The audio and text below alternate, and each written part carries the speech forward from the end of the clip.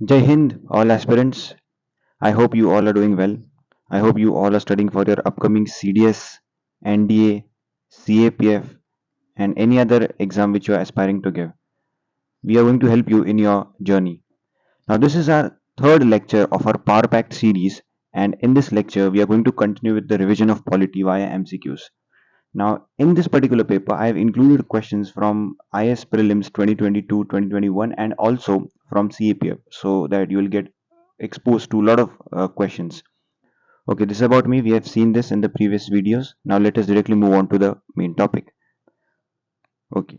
Now, if you see, this question was asked in CAPF AC 2023, which was conducted in the month of August 2023.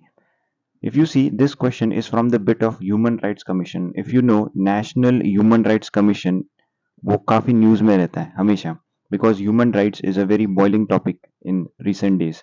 So if you know, if you have read Laxmikant, आपको पता होगा NHRC is a statutory body which means it is not a constitutional body. It has been established by an act of parliament.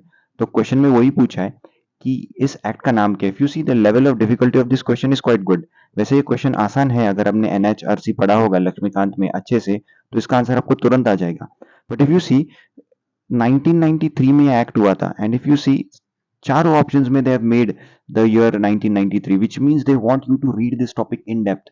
इसी paper में एक और question था और NHRC. तो अभी इस एक्ट का नाम आपको पता होगा, it is protection of human rights act 1993. PHRA इसको बोला जाता है. ये एक्ट बना था 1993 में. Recently in the year 2019 there was an amendment in this act. आपको पता होगा कि इसके जो चेयरपर्सन होते थे पहले, वो होते थे ex chief justice of India.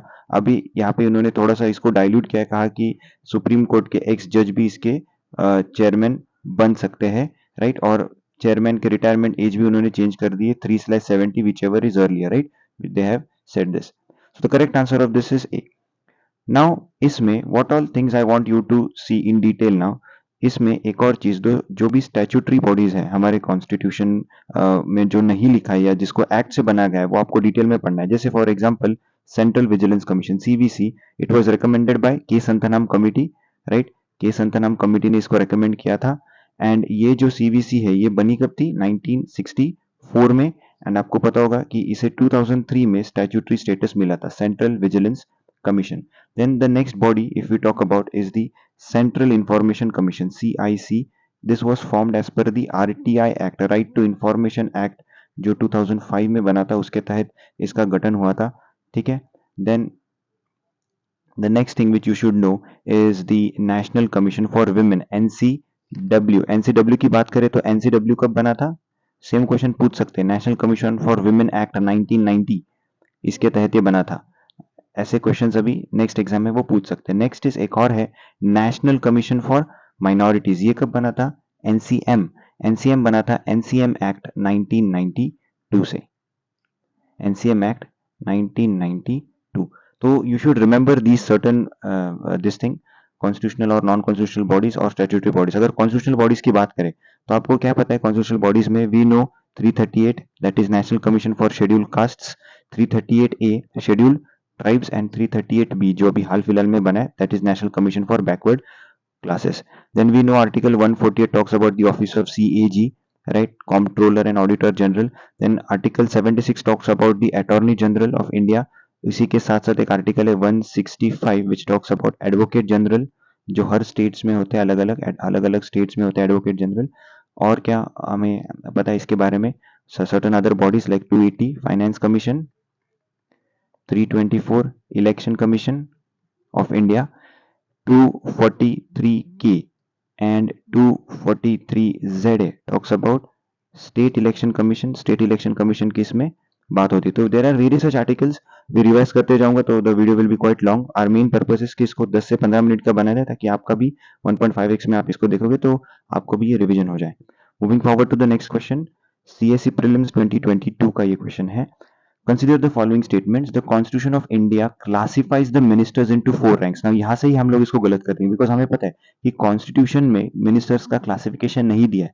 You only know that the word Council of Ministers has been used in the Constitution, and एक ही article है जिसमें the word cabinet has been used, and that article is what? Article 352. There's only one article in the Constitution जिसमें the word cabinet is used, and this is Article 352। आपको ये भी पता होगा कि ये वर्ड ओरिजिनली नहीं था, इसको 44th अमेंडमेंट एक्ट 1978 में इसको डाला गया है। तो ये तो ऐसे ही गलत हुआ है कि कॉन्स्टिट्यूशन में इसका कोई जिक्र नहीं है। The second thing, the total number of ministers in the union government, okay, including the PM, shall not exceed 15% of the total members in the Lok Sabha. This is correct. Now इससे related आपको पता होगा there is this 91st Amendment Act जो 2003 में की गई थी, जिसके तहत ये कैप लगाया गया था कि 15% ऑफ लोक सभा, इससे ज़्यादा मिनिस्टर्स नहीं हो सकते आपके काउंसिल ऑफ मिनिस्टर्स में. It includes the PM. Now इसके तहत there was one new article which was added in the Indian constitution 75(1)(a). एक और आर्टिकल डाला गया था दैट इज 164(1)(a). ये स्टेट की बात हो रही है इसमें, स्टेट में. नाउ स्टेट में there is slight difference. State में क्या बोला उन्होंने कि अगर स्टेट में बात करें तो स्टेट में भी 15% है ऑफ विधानसभा का 15% होगा इंक्लूडिंग सीएम. मतलब सीएम को पकड़ के स्टेट के minister should not be more than 15% of Vidhan Sabha. But इस केस में ये भी बताया गया कि at the same time ministers should be minimum 12. मतलब सीएम पकड़ के मिनिमम 12 मंत्री तो होने ही चाहिए. दूसरी केस दिल्ली की केस में आपको पता होगा, दिल्ली के केस में ये 15% की जगह 10% ऑफ दिल्ली विधानसभा. हमें पता है दिल्ली की विधानसभा में देयर आर 70 सीट्स, तो 70 का 10% होता है 7. तो दिल्ली में मैक्सिमम 7 मंत्री हो सकते हैं इंक्लूडिंग सीएम. तो 1 + 6. तो इसका करेक्ट आंसर होगा only 2.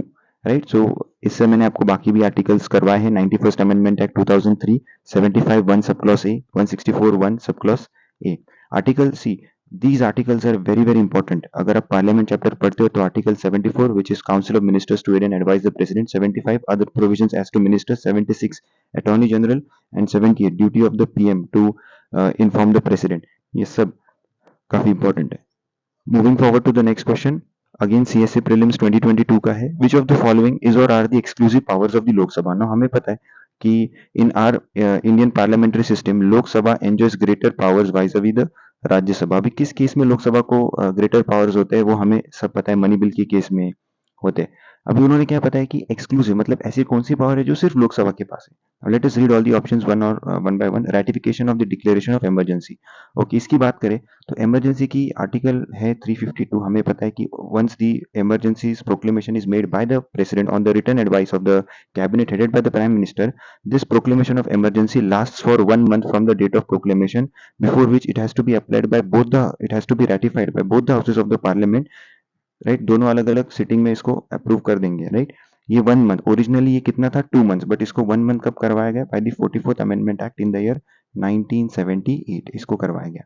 The next thing is to pass a motion of no confidence against the council of ministers to impeach the president. अभी impeachment का article is 61 and we have borrowed this from the constitution of USA. impeachment के procedure में आपको पता होगा both the houses participate, लोक सभा as well as Rajya Sabha. तो ये भी आंसर नहीं है. To pass a motion of no confidence against the council of ministers. अगर इसके बारे में बात करें तो द सेम आर्टिकल जो मैंने प्रीवियस स्लाइड में आपको बोला था 75 subclause 3 which states that the council of ministers shall be collectively responsible to the लोक सभा. मतलब जो हमारे काउंसिल ऑफ मिनिस्टर्स है ये कलेक्टिवली रिस्पॉन्सिबल किसको है, लोक सभा में. तो इनको हटाना है तो कौन हटा सकता है, Lok Sabha. So which is the correct answer, option number 2. तो 2 कहां पर है, only B, 2 is in B. So B is the correct answer. Right, so easy question it was. Moving forward to the next one, again CSC prelims 2022. काफी questions fundamentals of the constitution के ऊपर आए थे उस साल. तो anti defection, now आपको पता होगा 2022 में एंटी डिफेक्शन काफी न्यूज में था. Anti defection, now what we know about anti defection, इसके रिलेटेड 10th शेड्यूल है हमारे कॉन्स्टिट्यूशन में जो 52nd अमेंडमेंट एक्ट 1985 को डाला गया था by the Rajiv Gandhi government. दूसरी चीज हमें पता है इससे रिलेटेड 2 आर्टिकल्स हैं हमारे कॉन्स्टिट्यूशन में, 102 जो which talks about union parliament and 191 which talks about state legislature. Right, हमें ये भी पता है एंटी डिफेक्शन के मामले में कि कोई एक व्यक्ति किसी एक पार्टी से आया, लेट्स से पार्टी ए, वो अपने पार्टी का विप नहीं तोड़ सकता है या अपने पार्टी से दूसरे पार्टी में स्विच नहीं कर सकता. अगर वो ऐसा किया तो is liable for this thing anti defection. उस समय आपको पता होगा who is the deciding authority, it is the presiding officer of the house.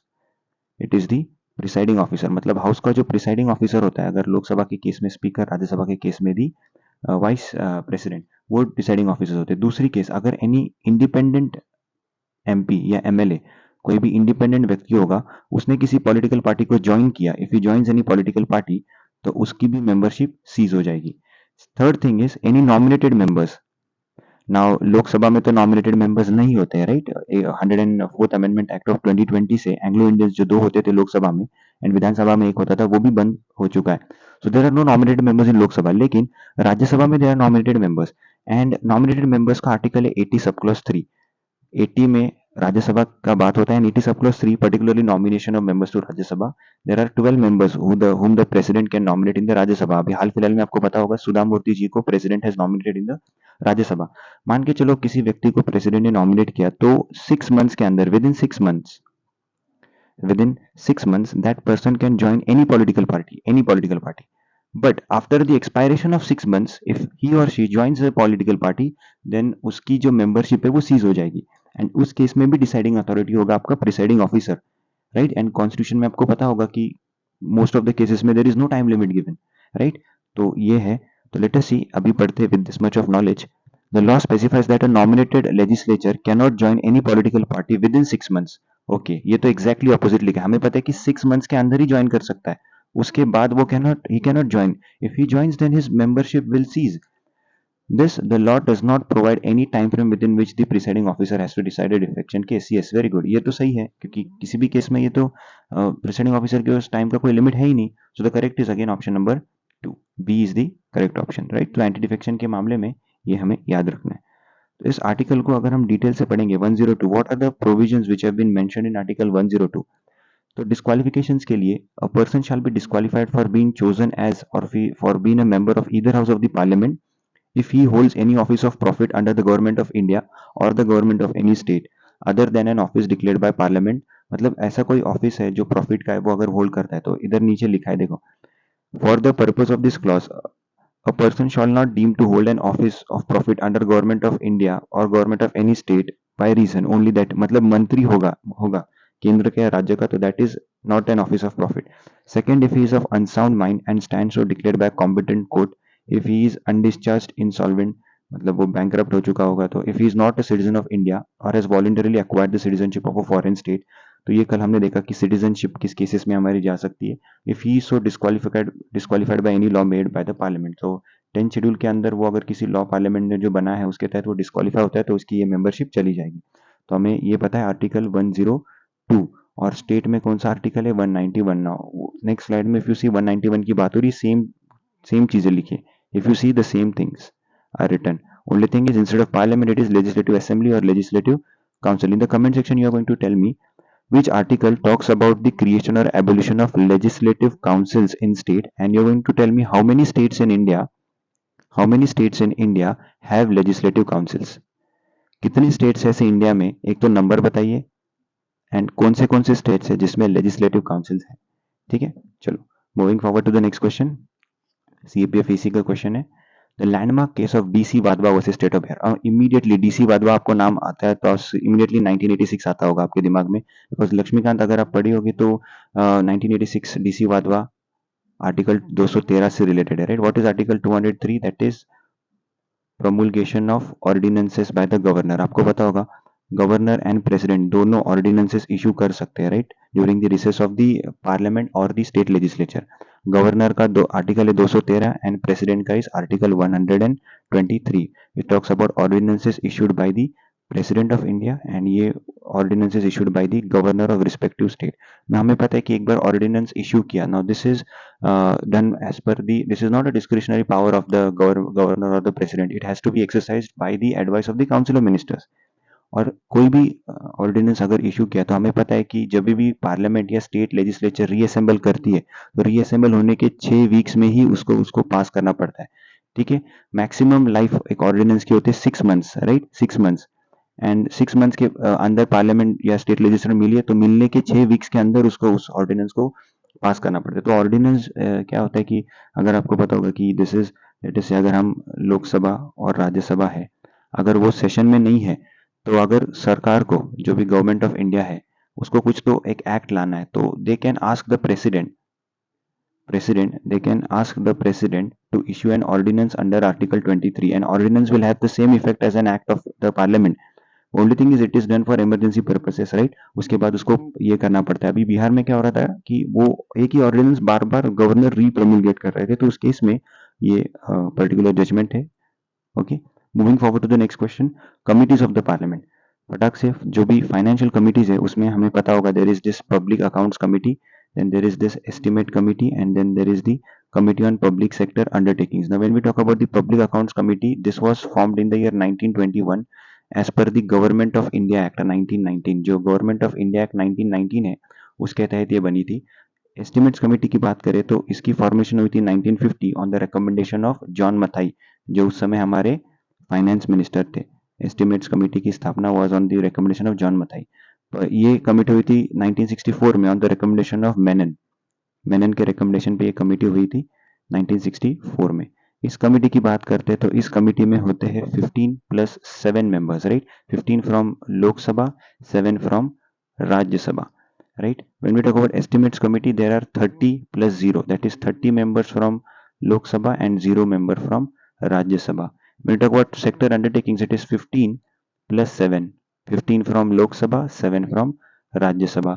दूसरी चीज हमें पता होगा, election is by proportional representation by means of single transferable vote, it is common for all the three.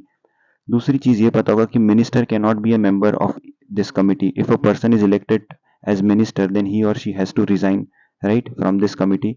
Then इस committee के जो members है उनका पीरियड कितना रहता है, फॉर 1 ईयर, 1 साल के लिए वो इस कमिटी में जाते हैं। देन आपको पता होगा 1967 से एक कन्वेंशन बना है कि पीएसी का जो चेयरमैन होगा इस पब्लिक अकाउंट्स कमेटी का, ही और she should be from the opposition party. ये कन्वेंशन बना है, this is a convention. So you are going to tell me who was the first person जो इस समय ऑपोजिशन लीडर से, ऑपोजिशन पार्टी से बने थे।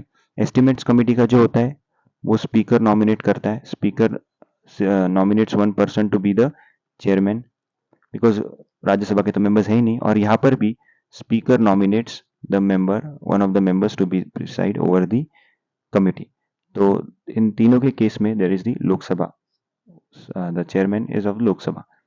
तो करेक्ट पूछा है ऑन पब्लिक सेक्टर अंडरटेकिंग। इतने नॉलेज से लेट अस सी वेदर हम सॉल्व कर सकते हैं। There are more members from Rajya Sabha, नहीं, हमें पता है लोकसभा में, लोकसभा के 15 मेंबर्स है, वेयर राज्यसभा के 7 ही है, तो this statement is wrong. The chairperson is appointed, yes, ये तो करेक्ट है। तो करेक्ट पूछा है तो only B is correct, right, CAPFAC 2022। चलो moving forward to the next question, district जजेस। अभी आपको पता होगा, without wasting time let us quickly see. Supreme court के जजेस को, हु अपॉइंट्स द जजेस of supreme court, it is the president of India on the advice of the collegium system, right. उसके बाद आपको पता होगा हाई कोर्ट के जजेस को भी it is the president of India, it is not the governor, president of India. Then when we talk about district जजेस, डिस्ट्रिक्ट जजेस की बात करोगे, सुप्रीम कोर्ट का article is 124, the constitution of supreme court, 214 about high court. District जजेस को appoint करने का आर्टिकल इज 233, एंड डिस्ट्रिक्ट जजेस को कौन अपॉइंट करता है, governor, in consultation with the concern state high court. State high court को कंसल्ट करके गवर्नर अपॉइंट कर सकता है। तो let us see what is the question, is correct पूछा है। They are appointed by the chief justice, no, of the concern, they are appointed by the president, no, president नहीं करेंगे। They are appointed by the governor, yes, this is correct. In consultation with the high court, yes. They are appointed by the supreme court, no. So C is the correct answer. Easy question it was. Moving forward to the next, कल ही हमने जो हमारी polity की series 2 थी, इसमें we saw this Swaran Singh committee. हमें पता है ये 1976 का जो हमारा 42nd अमेंडमेंट एक्ट हुआ, उससे fundamental duties were added in our constitution, and a whole full fledged part, that is part 4A, was added, and the need of fundamental duties was felt during the internal emergency, and Swaran Singh committee was constituted by the Congress party to recommend fundamental duties, right? So initially 10 fundamental duties were added. The 11th one was added by the 11th fundamental duty was added by the 86th amendment act जो हुई थी 2002 में। हमें ये भी पता है इसका article is 51A। we borrowed this from the constitution of USSR. So it was easy question, exam में इजी क्वेश्चंस भी आते हैं, बट ओनली थिंग इज वो कहीं पे भी छुपे होते, you have to identify, to solve them, ठीक है। बहुत बार ऐसा होता है कि कई बार लोग उस क्वेश्चन तक पहुंचते ही नहीं है। Moving forward to the next question, yes. तो देखो रिजर्व एंड ट्रांसफर सुन के सीधा immediately you should go for government of India 1919, जिसको आप लोग मॉन्टेग्यू, चेम्सफोर्ड या मॉन्टफोर्ड रिफॉर्म्स बोलते हैं, Montford reforms of 1919।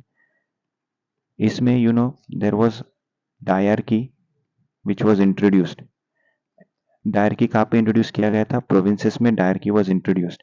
And dyarchy मतलब क्या होता था? Rule of two. There were two lists, one was the reserved lists, the other one was the transferred list.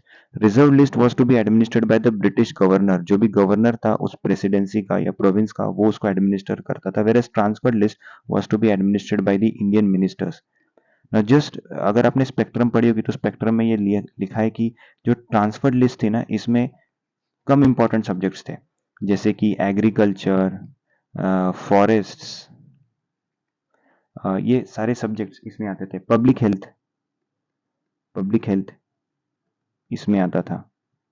And important subjects reserve list में, तो important subject में कौन कौन आएगा? Just think what all will can come? Police, law and order, then you can say justice, वो उसमें आएगा। Simple सी चीज सोचो, लोकल सेल्फ गवर्नमेंट इंपॉर्टेंट है या अनइम्पॉर्टेंट है? वो किस में आना चाहिए? इसमें। तो इसमें भी देखो कि क्या पूछा कि व्हाट दे वास्ट कि रिजर्व्ड सब्जेक्ट्स कौन से थे? रिजर्व। तो आप देखो रिजर्व सब्जेक्ट में क्या लोकल सेल्फ गवर्नमेंट आना चाहिए? No, it should not come, because वो ट्रांसफर सब्जेक्ट होना चाहिए, वो इंडियंस को देना चाहिए, राइट? हमें पता है 1882 में लॉर्ड रिपन का एक रेजोल्यूशन आया था, resolution on local self government. Lord Ripon, that is why is called as father of local self government in India. ये रेजोल्यूशन आया था एंड लोकल सेल्फ गवर्नमेंट वो चाहते थे कि Indian should be involved in this. तो two को eliminate करना है हमें, बिकॉज टू हमें पता है ट्रांसफर इट, तो टू को if we start on eliminating option two, तो टू एलिमिनेट हो गया, टू एलिमिनेट हो गया, टू एलिमिनेट हो गया। We straight away come to the answer option number 3, CSC prelims 2022 question to be solved on the basis of approach. Now it is not possible for us to learn all the subjects. ये सारे subjects learn करना possible नहीं कि reserve में क्या आते हैं, transfer में क्या आते हैं। सिमिलरली एग्जाम में आपको पता होगा सीडीएस या सीएपीएफ में there are questions which ask you कि इसमें से कौन सा कॉन्करेंट में है, इसमें से कौन सा डिफेंस में है, आई मीन यूनियन में है, कौन सा स्टेट में है। तो you don't have to learn all the subjects, it is only कुछ कुछ सब्जेक्ट्स आपको याद करने। जैसे मैंने I have given some important subjects कि जैसे जो लगते हैं कि वो होने चाहिए स्टेट में, बट वो है डिफेंस, वो है आपके यूनियन में, ठीक है? तो थोड़ी कंफ्यूजिंग ही, you have to focus on confusing topics. Okay, last question for the day. Okay, this was asked in CAPF AC 2020. Now this is a conceptual question. थोड़ा सा conceptual question है, but I'll tell you कि इसमें कौन सा एक there is a hack for this question. क्या वो hack है मैं आपको बताऊंगा। सबसे पहले when looking at the length of the question, do not get afraid. Question को देख के हमें बिल्कुल भी घबराना नहीं है, जस्ट हमें देखना है कि क्या कीवर्ड है, बिकॉज अक्सर बड़े बड़े क्वेश्चंस में देयर आर माइनर कीवर्ड्स। तो लेट अस सी, इसमें से प्लूरल एक वर्ड है जो मुझे थोड़ा सा अच्छा लग रहा है, डेवलपमेंटल है, elitist, elitist, right, elitist. So let us see elitist के लिए हमें कुछ मिलता है क्या? यस, एलिटिस्ट के लिए we have got C, power is always exercised by a privileged few. We say ना these are elite category people, right? तो एलिटिस्ट डेमोक्रेसी में जो पावर होती है वो कुछ कम लोगों द्वारा एक्सरसाइज की जाती है। सो डी का वन होना चाहिए, सो डी का वन है तो ये चला गया, तो मेरा आंसर होना चाहिए A B. And this is a very typical MCQ of typical match the following of UPSC, कि एक आपका मतलब मैच द फॉलोइंग, एक जोड़ी अगर one pair if you have matched, two options are eliminated.